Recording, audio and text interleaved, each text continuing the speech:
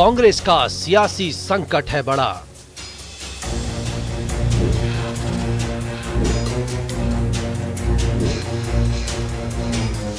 राजस्थान से दिल्ली तक सियासी पारा हाई।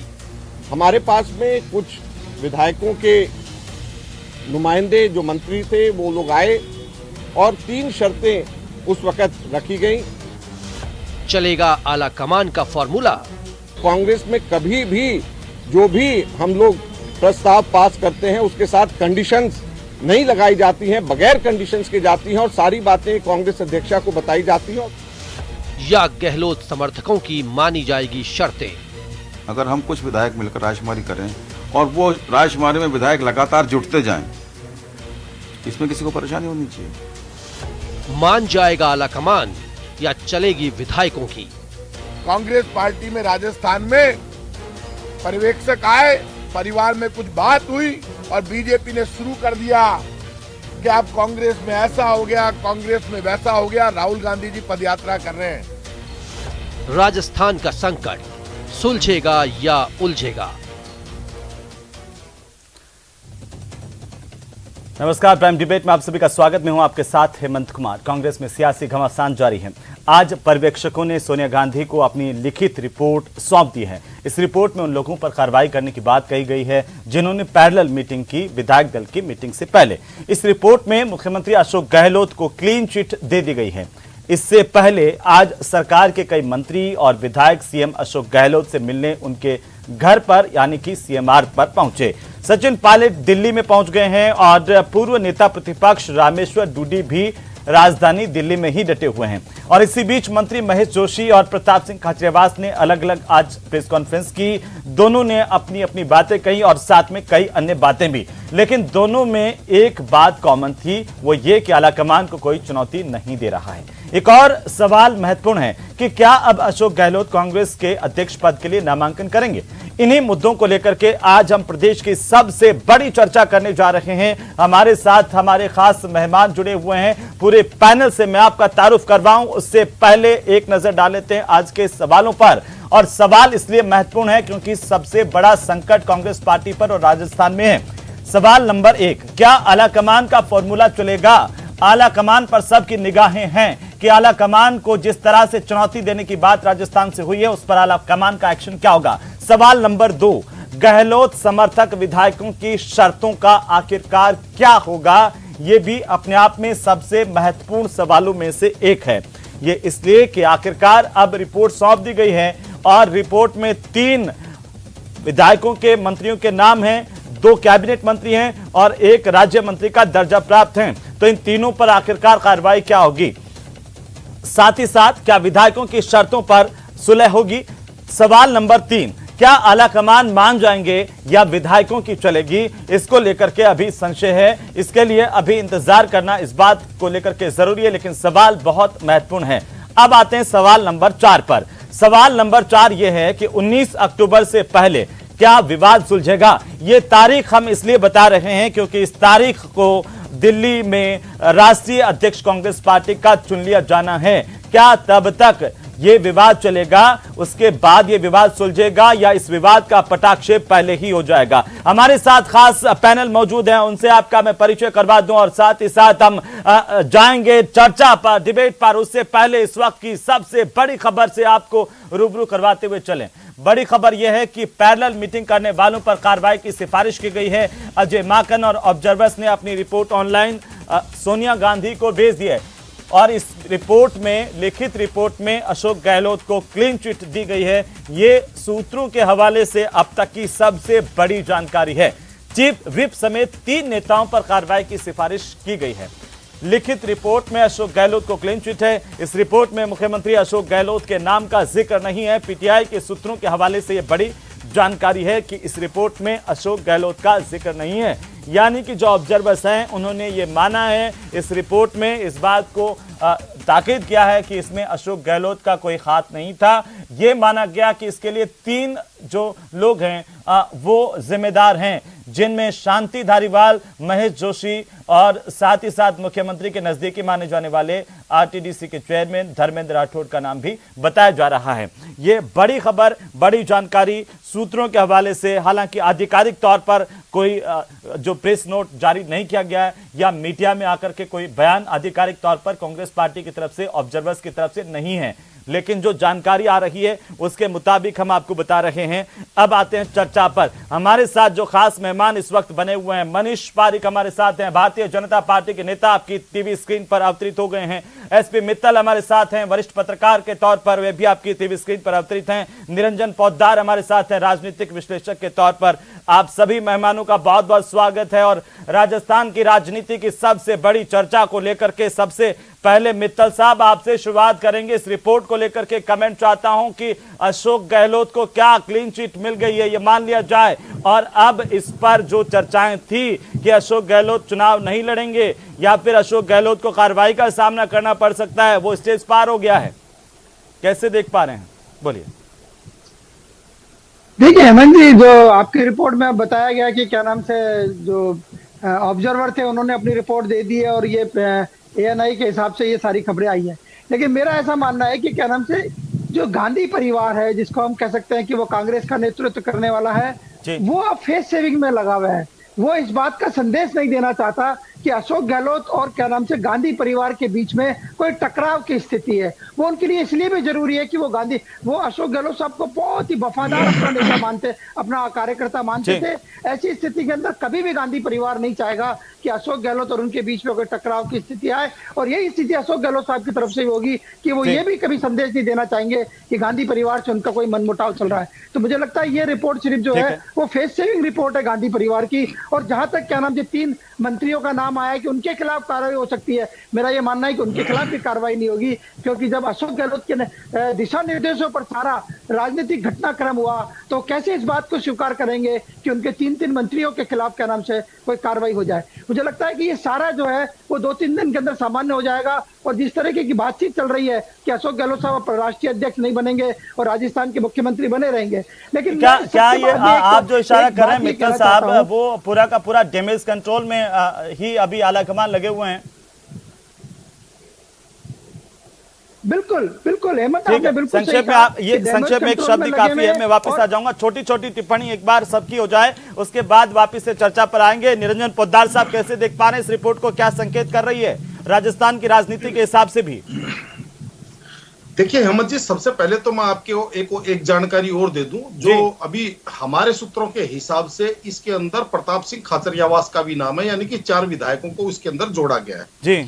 और दूसरी बात यह है कि जो ये रिपोर्ट बनाई गई है, देखिए बहुत ही बैठ करके और सोच समझ करके बड़ी चतुराई से ये रिपोर्ट बनाई गई है, क्योंकि अशोक गहलोत जी का जिस तरीके से फ्लोर मैनेजमेंट है, या यूं कहूं कि जिस तरीके से वो राजनीति के बिल्कुल पके हुए चावल हैं, पिछले 40 वर्षों से वो राजनीति के माहिर खिलाड़ी रहे हैं और कई मौकों के ऊपर कांग्रेस के संकट मोचक रहे हैं। तो कहीं ना कहीं कांग्रेस आला कमान उनसे सीधी टक्कर नहीं लेना चाहता। बेशक अशोक गहलोत जी ने इस बार टक्कर जो है वो सचिन पायलट के साथ नहीं, इस बार उन्होंने जो ताल ठोकी है वो आला कमान के साथ ठोकी थी, वो चाहे सीधे नहीं, प्रत्यक्ष रूप से नहीं, परोक्ष रूप से करी होगी। लेकिन आला कमान आज की स्थिति में ऐसी नहीं है, ऐसी स्थिति में नहीं है आज की तारीख में कि वो पंजाब को राजस्थान के अंदर दोहरा सके। और आपको ध्यान होगा हेमंत जी, 4 दिन पहले आप ही की डिबेट में मैंने कहा था कि जब राष्ट्रीय अध्यक्ष बनने के ऊपर चर्चा हो रही थी उस टाइम ऐसा कोई ड्रामा नहीं था, लेकिन मैंने आपको कहा था कि आला कमान ने ये पता नहीं ये निर्णय क्यों लिया है कि यहाँ पे एक रायता फैलने वाला है, और वो आपके सामने आज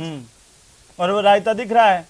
अब वो समेटा नहीं जा रहा है पोद्दार साहब, और आज आपके सूत्रों ने बता दिया कि भाई वो पीटीआई से भी बड़े हैं, 4 वाला।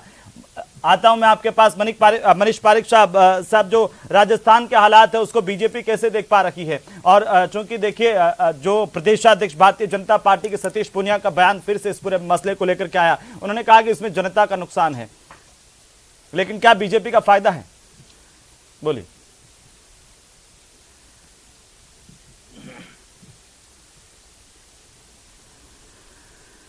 मनीष पारिक जी, आपको आवाज आ रही मेरी?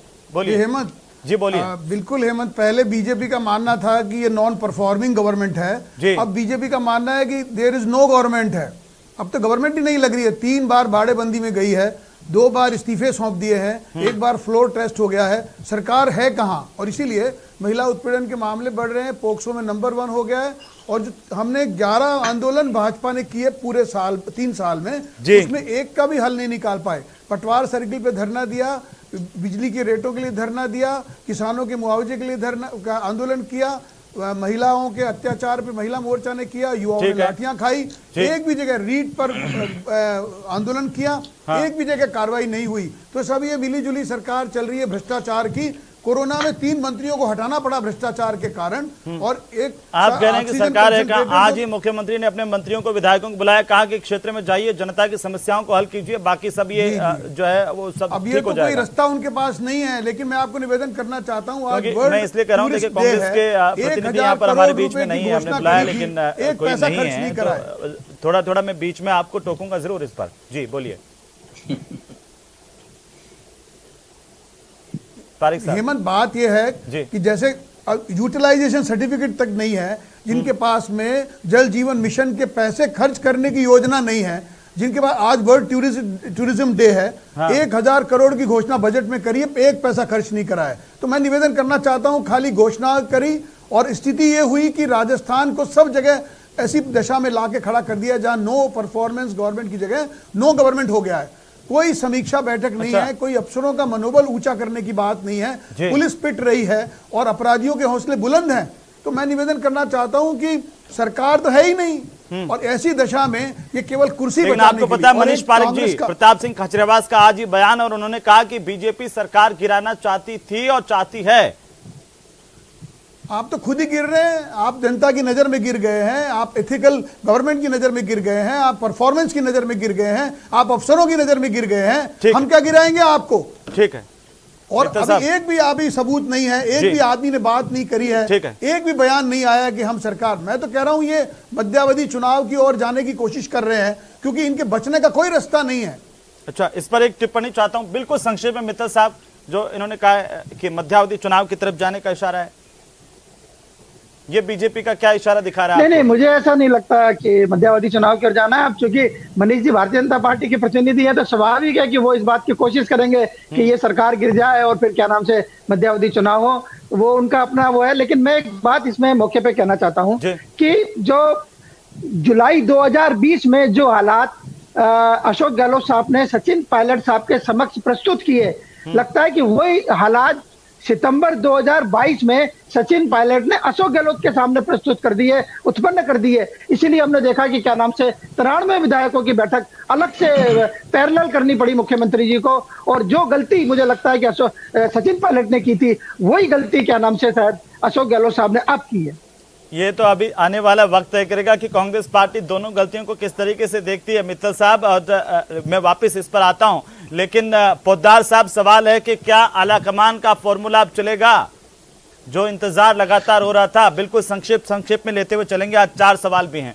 जी देखिए हेमंत जी, मेरे को ऐसा लग रहा है अब आलाकमान इस स्थिति में आ गया है कि वो अब आगे जाकर के ऐसे करेगा, ना तुम हारे ना हम हारे, तुम्हारी भी जय जय और हमारी भी जय जय। लेकिन एक बात जरूर कहूंगा कि कांग्रेस का जो जितना बड़ा सेटबैक हुआ है, जिस तरीके से इन्होंने भारत जोड़ो यात्रा और ये जो राष्ट्रीय अध्यक्ष का चुनाव, जो बड़ी 2 इवेंट करने का इन्होंने प्लान किया था, वो वहां पे कहीं ना कहीं तीसरा ब्लंडर हो गया, जो इन दोनों इवेंट को कहीं ना कहीं निगल गया, मेरा ये मानना है। और इससे कांग्रेस इतना पीछे आ गई, जितना पिछले इन्होंने 3 महीने में अपने आप को उठाया था, और ये 6 महीने पीछे आ गए, मेरे को ऐसा लग रहा है।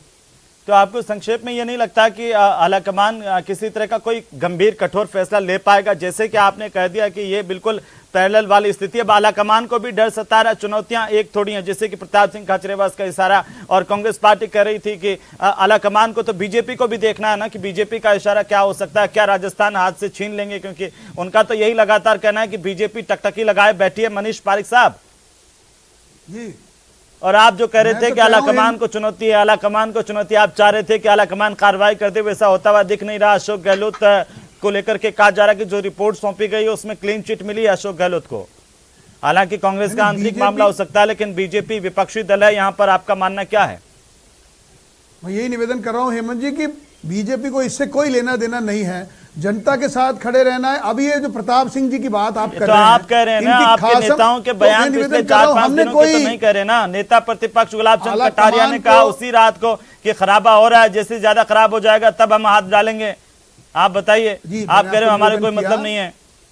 मैं आपको इसलिए कह रहा हूं जी। कि जो विधायक हैं वो मुख्यमंत्री तय करते हैं, बहुमत है वो, इनका बहुमत नहीं था। ठीक है। इन्होंने जोड़ तोड़ से सरकार बनाई और उसका परिणाम राजस्थान ने भुगता। मैं तो ये निवेदन करना चाहता हूं, अभी प्रताप सिंह जी की आप बात कह रहे थे, उनकी खासम खास महापौर है हेरिटेज में, 5000 गंदी गलियों का 2 साल से सफाई का ठेका नहीं हुआ है। आप समझ सकते हैं कि सरकार क्या कर रही है। तो ये कुछ करेंगे ही नहीं, और जब ये कुछ करेंगे ही नहीं तो सरकार गिरने ही वाली है, ये सरकार हारने वाली है, इसमें कोई दो राय नहीं। लेकिन मैं आपको निवेदन कर रहा हूं, ना तो हॉर्स ट्रेडिंग करेंगे, ना हमने कोई करी है। आपको तो बैठे बिठाए ये मुद्दा मिल गया पारिक साहब, है ना जी, आपको बैठे बिठाए ये मुद्दा मिल गया। आप तो सोच ही रहे थे कि कांग्रेस पार्टी को कैसे डैमेज करें हैं, जैसे आप पर आरोप लग रहे हैं, ये अपने आप आपको मुद्दा मिल गया। क्या ये सही है क्या?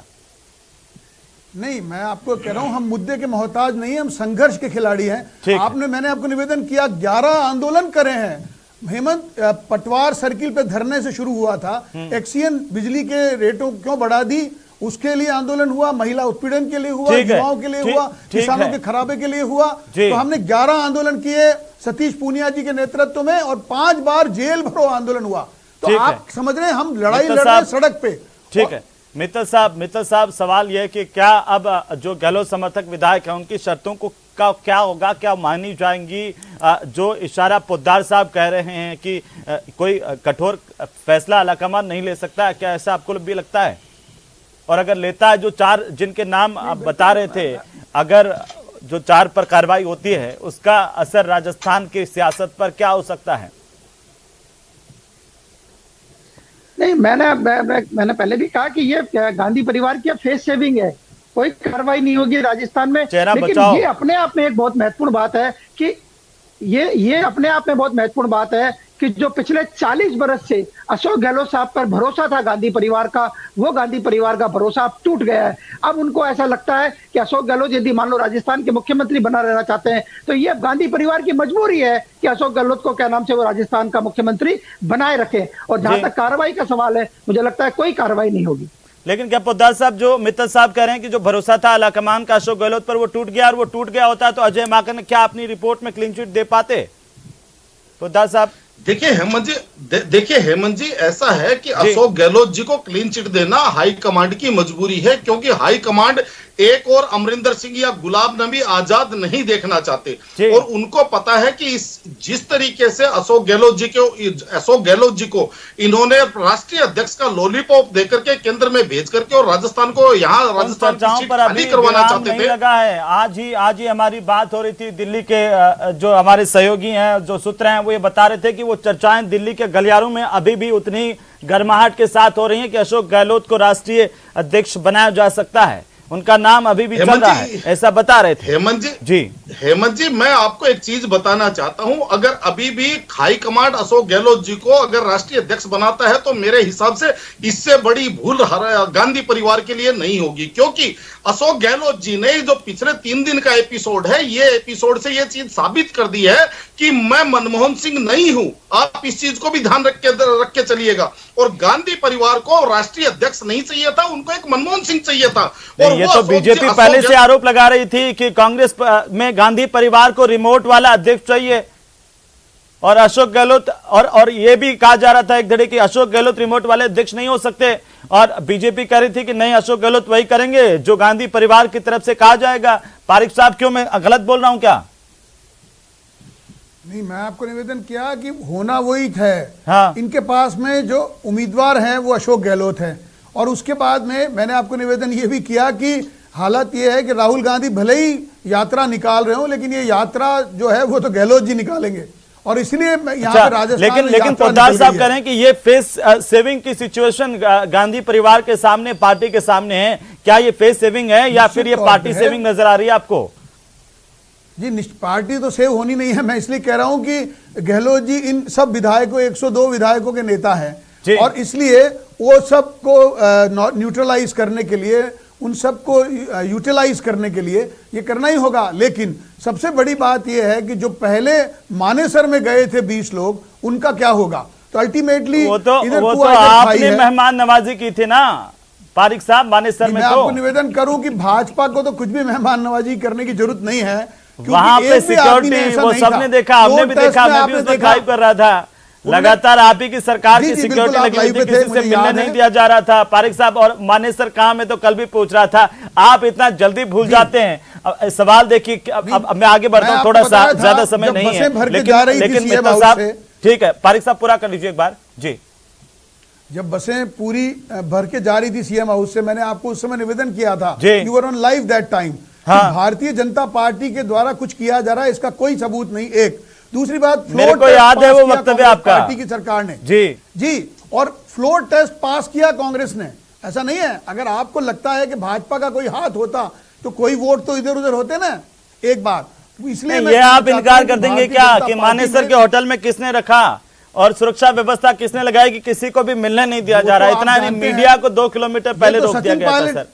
जी मैंने आपको निवेदन किया, सचिन पायलट और अशोक गहलोत जी ज्यादा बता सकते हैं क्योंकि वो ठीक है वो, लेकिन कांग्रेस कहती है कि आपके खिलाफ सबूत है, आपके केंद्रीय मंत्री के खिलाफ सबूत है, फोन टेपिंग है। चलिए मैं उस पर वक्त जाहिर नहीं करूंगा। मित्तल साहब, क्या ये जो पूरा का पूरा घटनाक्रम हुआ, विवाद हो रहा है, आपको लगता है कि 19 अक्टूबर से पहले सुलझ जाएगा? नहीं, देखिए अब तो ऐसा लगता है कि जो कांग्रेस के जो राष्ट्रीय अध्यक्ष बनेंगे वो कोई और ही बनेंगे, अशोक गहलोत साहब नहीं बनेंगे। अभी हमने देखा कि पिछले दो दिन से मतलब जो घटनाक्रम हुआ उसमें ये कहा गया कि पायलट की जगह आप और किसी को ही बना दो। हमारे 102 विधायक है, उन 102 विधायकों में से आप किसी को बना दो, लेकिन पायलट को नहीं बनाओगे। पायलट साहब के लिए क्या क्या बातें कही जी, शांति धारीवाल ने कही, खाचरियावास साहब ने कही, जिन लोगों ने कही वो सारी क्या नाम से मीडिया में आई हुई है। मुझे लगता है कि अब जो स्थिति बनेगी उसमें पायलट भी शायद अपना वीटो काम में लेंगे कि ना तो वो क्या नाम से सीपी जोशी को चीफ मिनिस्टर बनने देंगे या वो शांति धारीवाल को भी नहीं बनने देंगे, किसी को नहीं बनने देंगे। तो शांति धारीवाल को और शांति धारीवाल को समेत 3 नेताओं को तो इसमें जिम्मेदार ठहरा गया। उन पर तो कहा जा रहा है कि मित्तल साहब कार्रवाई होगी तो मुख्यमंत्री कहां से बनाएंगे? जिन लोगों पर कार्रवाई होगी, जिनको जिम्मेदार ठहराया गया है, वो तो फिर कोई और ही बनेगा। पोद्दार साहब, हेमंत, कार्रवाई नहीं होगी, किसी पे कार्रवाई नहीं होगी। ठीक है, जब अशोक गहलोत साहब पे कार्रवाई नहीं हो रही तो इन मंत्रियों पे कार्रवाई कैसे हो सकती है? ठीक है, पोद्दार साहब जल्दी से कमेंट कीजिए। ऐसा है हेमंत जी, मेरा ये मानना है कि जिस तरीके से कांस्टेबल को कुछ दिन के लिए सस्पेंड करके मामले को रफा दफा कर दिया जाता है, उसी तरीके से कुछ दिन के लिए सस्पेंड एपीओ कहिए, कांस्टेबल को एपीओ कर दीजिए थोड़े दिन और वापस से सेवा में ले लीजिए। सस्पेंड तो और बड़ी बात हो गई है। सस्पेंड जो कह रहे हैं मित्तल साहब कह रहे हैं कार्रवाई सस्पेंड जैसी होगी नहीं तो, लेकिन मेरा यह मानना है कि देखिए आला कमान को भी अपना फेस सेविंग करने के लिए कुछ ना कुछ तो थोड़ा सा करना पड़ेगा और उसके लिए अशोक गहलोत जी को राजी कर लिया जाएगा। लेकिन इसके अंदर मेरे हिसाब से सचिन पायलट जी का जितना राजनीतिक नुकसान होगा, इस मेरे हिसाब से इससे बहुत बड़ा राजनीतिक नुकसान इसलिए होगा सचिन पायलट जी का, क्योंकि उनकी जो एक सहिष्णुता है या उनकी एक जो बर्दाश्त है, आप कह रहे हैं सचिन पायलट का राजनीतिक नुकसान होगा। मेरा सवाल, मैं मित्तल साहब के पास आता हूं, लेकिन एक कमेंट चाहता हूं इस पर कि ये 19 अक्टूबर तक आपको लगता है मनीष पारिक साहब विपक्ष होने के नाते कि जल्दी सुलझा लिया जाएगा विवाद या और गहरा सकता है? देखिए आज दिव्या मदेना के बयान का मैं जिक्र करूंगा। उन्होंने कहा कि शांति धारीवाल जो है वो अनुशासनहीन है, सीधे तौर पर आरोप लगाए हैं। बाकी जितेंद्र सिंह का बयान तो कल आपने सुना ही होगा, उन्होंने भी ये कहा कि आला कमान जो फैसला करेगा वही हम मानेंगे। अब एक सुर तो है कांग्रेस पार्टी के भीतर। पारिक साहब, राजेंद्र सिंह जी को भी सुना होगा जो इनकी सरकार में मंत्री हैं, सुना, उससे पहले भी सुना था मैंने, तो प्रदेश उपाध्यक्ष हैं, है ना जी। मैं आपको निवेदन यही कर रहा हूं कि ये सब बातें यहाँ पर जो हो रही है उसका मतलब ये है कि they are not unite one, इनके अंदर इतना अंतर कलह है। लेकिन मैं ये नहीं कहूंगा कि भाजपा इसका लाभ उठाना चाहती है। माननीय गुलाब जी ने कहा, राजेंद्र सिंह राठौड़ जी ने कहा, विधान आपके प्रदेशाध्यक्ष ने कहा है। अब आप कह रहे हैं कि मैं ये नहीं कहूंगा कि हम इसका लाभ उठाना चाहते हैं। आपके प्रदेशाध्यक्ष सतीश पूनिया ने एक दिन पहले कहा कि भाई हम इतनी कोई वो तो है नहीं, हम भी राजनीतिक पार्टी है, तो अगर लाभ मिलेगा तो क्यों नहीं उठाएंगे हम, और अगर ये खुद ही गिर रहे हैं तो हम बचाने थोड़ी जाएंगे। मैं ये निवेदन करना चाहता हूं कि खुद ही गिर रहे हैं तो हम बचाने नहीं जाएंगे एक, लेकिन आप कह रहे हॉर्स लाभ नहीं ट्रेडिंग उठाना चाहेंगे। होगी। कौन राजनीतिक पार्टी जो विपक्ष में निश्चित होगी वो तौर पर कहेगी कि हम लाभ नहीं उठाना चाहते हैं? ये मित्तल तो साहब में एक इन्होंने बिल्कुल खुद ने छोटा ही सा सब कमेंट कुछ चाहता किया है, हूं। जनता उन्होंने के कहा कि सामने सचिन expose पायलट, हो गए। पोद्दार साहब कह रहे थे सचिन पायलट की छवि को। मेरा सवाल आपसे ये है कि क्या अशोक गहलोत की छवि और मुखर होकर के उभरेगी इस पूरे घटनाक्रम के बाद में, क्योंकि उनका कहीं रिपोर्ट में जिक्र नहीं है और वो पहले से ही कहते रहे इस बात को।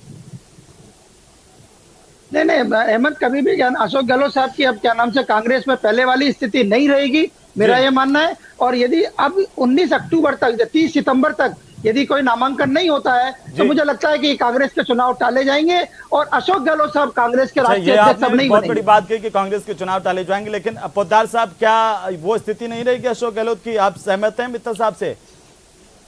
देखिए, ऐसा है, जब तक अशोक गहलोत जी का राजनीतिक ज्ञान और विज्ञान तथा उनका फ्लोर मैनेजमेंट उनके पास है, आज वो अपने दमखम के हैं ऊपर है, ना कि वो किसी आला कमान के रहमो करम पे। ठीक है। और जो आदमी अपने दमखम पे होता है, जो ग्राउंड लेवल से जुड़ा होता है हेमंत जी, वो कभी भी ओल्ड मॉडल नहीं होता। इस चीज को भी आपको मान के चलना देखिए, पड़ेगा। दो राय है, लेकिन ये अब आगे राजस्थान की जनता पर भी डिपेंड करता है कि वो किस तरीके से इस पूरे घटनाक्रम को लेती है। आगे चुनाव भी है तो पार्टी को भी सोचना है, और विपक्ष के तौर पर पारिक साहब बैठे हैं तो वो भी सोच ही रहे होंगे, हालांकि कह लें जरूर कि लाभ नहीं लेना चाहते, लेकिन ये स्वाभाविक सी बात है। फिलहाल बहुत शुक्रिया हमारे साथ जुड़ने के लिए। माफी चाहता हूं, समय नहीं है। बहुत शुक्रिया मनीष पारिक जी आपका भी, एसपी मित्तल साहब आपका भी, और निरंजन पोद्दार साहब आप भी हमारे साथ जुड़े, बहुत शुक्रिया आपका भी। कुल मिलाकर के राजस्थान के साथ ही देश की जनता देख रही है, सोच रही है आखिरकार इस घटनाक्रम का पटाक्षेप कब होगा। इसके लिए आप लोगों को भी थोड़ा इंतजार करना पड़ेगा। नमस्कार।